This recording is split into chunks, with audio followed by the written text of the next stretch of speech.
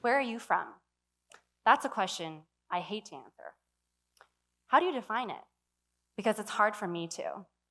I can tell you that I live in America right now, but I was born in China, somewhere in the Northeast, somewhere by North Korea. When I was 7, I moved to Canada. One day, I brought my dumplings to lunch. I sit down amongst a group of friends, and a big ew erupted. Everyone covered their noses. Sad that day, I dumped my lunch in the garbage, and I went home and told my mom to bring me Canadian lunches from now on, like sandwiches, like the other kids. Maybe like many immigrants in North America, thereafter, I began a series of self-changing exercises to make myself more Canadian. I bought all the brands a Canadian girl would.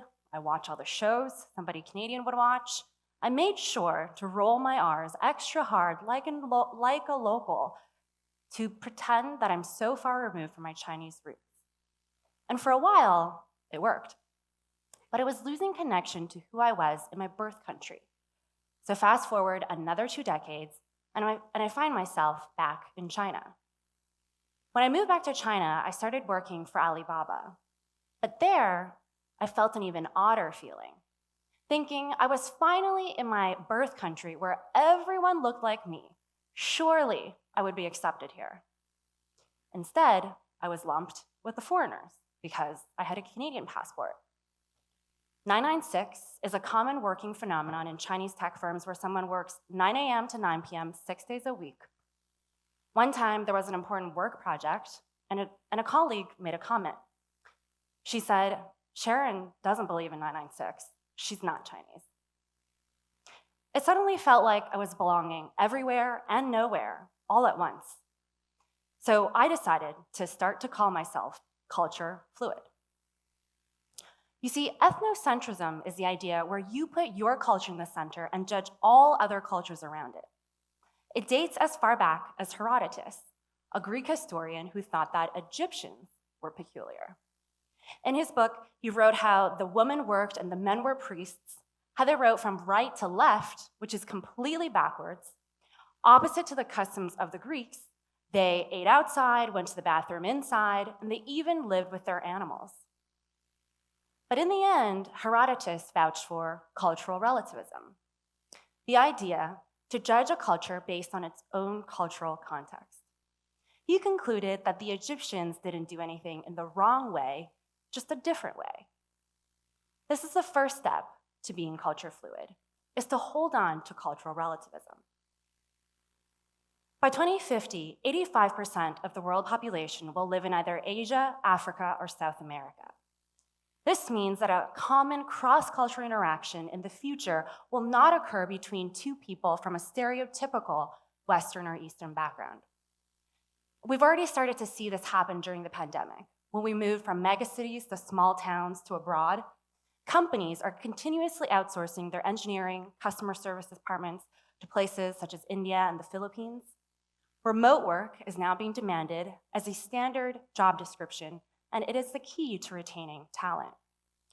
Naturally, our teams will become more and more global, and we will work more and more alongside with people who are different from us. Culture fluid, though, extends much more than just ethnic cultures. It extends into any set of norms.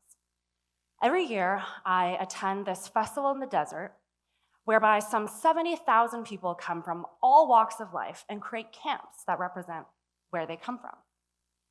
One day, I was walking through the camps as usual with my entourage of festival attendees, and I arrive at a Christian evangelical camp. The camp leader invites us to sit down and gives me a bowl of dolls. "These are babies," he says. I look inside, and it's varying colors, and he tells me to pick one, so I do. Then he tells me, "Give me your baby," so I do. And then he takes a machete and he chops my doll in half, and he hands me back 2 pieces of broken doll. I look inside, and it's filled with red Jell-O. And I get it, it's a Jell-O shot. Already a little inebriated, our group, we all hold up our baby carcasses and we cheer. That day, I walked away from that camp still believing in abortion and a woman's right to do what she wants with her body. But the moment that machete came down, I saw the issue from the other side. This is the second step to being culture fluid, is to have the ability to see things from the other side, even if it's just for a second. We live in an increasingly divided world, one where things are constantly becoming us versus them problems.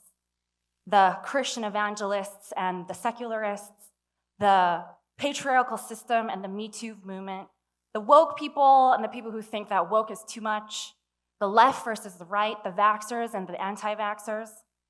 It feels so comfortable when we are in our own echo chambers, surrounded by friends and a community that think and talk like us. And cancel culture worsens the problem. If I don't like what you're saying, that delete button is so easy and accessible to press. But what does this cause on a larger scale? Our friends become more and more like us, our communities more homogenous, and we become less and less resilient to an opposing idea. It's as if we're carving out territories with our beliefs and using them as marking posts, telling the other side, don't come near, come and we will attack. And we do attack because we feel attacked ourselves. So soon do we learn prisoner's dilemma in our econ classes that if the other side defects and I don't, then I'm screwed. So let me defect first to protect myself. And when everyone starts defecting as their first move, the world is left with a suboptimal result. But what is on the other side of polarization? This is the third step to being culture fluid. It's to have the ability to hold two opposing thoughts and know that it is okay to have both. Dialectical thinking is the ability where one can see one issue from multiple perspectives, but still be able to derive at a reasonable conclusion with contradictory pieces of information. When I lived in China, my American friends would ask, isn't it depressing to live over there with the lack of data privacy and surveillance all the time? And my Chinese friends would ask, when you go back to America, do you have to wear bulletproof vests because of all the shootings and the violence? The world is not black and white. It's filled with shades of gray and hues of nuance that bring color to different contexts. The fourth step to being culture fluid is to receive ethnocentrism with grace instead of anger. I had a friend at Ali who one time handed in her proposal to her Chinese boss, who replied to her, "Your proposal is so tropical. It's unlike the Chinese ones." Instantly, she thought, did she do something wrong? Is that the Chinese way of insulting someone? Was she bad at her job? When he made the comment again, she blew up in frustration and demanded an explanation at her quarterly business review.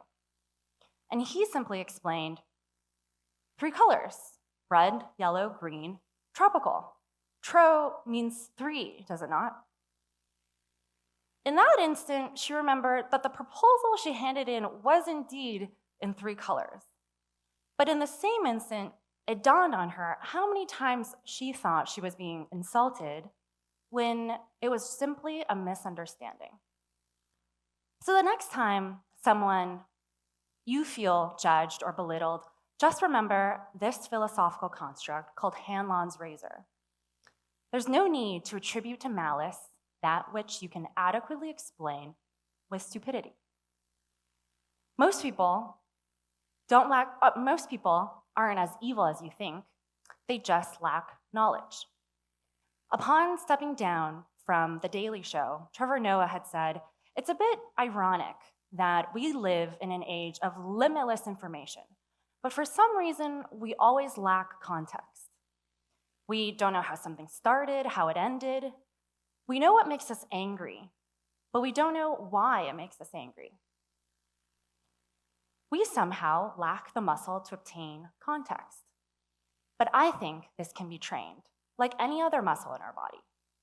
Labels have helped us navigate this very complicated world, but maybe it's time that we all do a little unlearning. This is the fifth step to being culture fluid, is to remember to obtain context. So the next time someone says something you don't agree with, ask yourself, where did this person come from? How did they grow up? Why do they think the way that they do? And don't reply in a way that fuels the argument further. Maybe reply with some grace, compassion, and just the desire to understand. We have an ongoing war, an upcoming recession, and climate change at our heels. Maybe the first thing we could do to solve these complicated and ambivalent issues is to give each other a little more space and understanding to the voices that we don't like. Maybe we can all take an adventure to the other side. We might be persuaded, or we might emerge with a firmer idea of our original belief. You might say, life is short. Why bother talking to people who you fundamentally disagree with? What are we supposed to change anyway? The answer, simply, is if we don't start thinking in this way, our vision of the world diminishes, what we find acceptable shrinks, and we ultimately vilify people we don't understand. So life is short. I hope culture fluidity can become a lubricant in this world with clashing mechanisms, from two different cultures to two different philosophies to a myriad of different ideas. By listening to everyone is the only way we can make the most out of the world we come from. Thank you.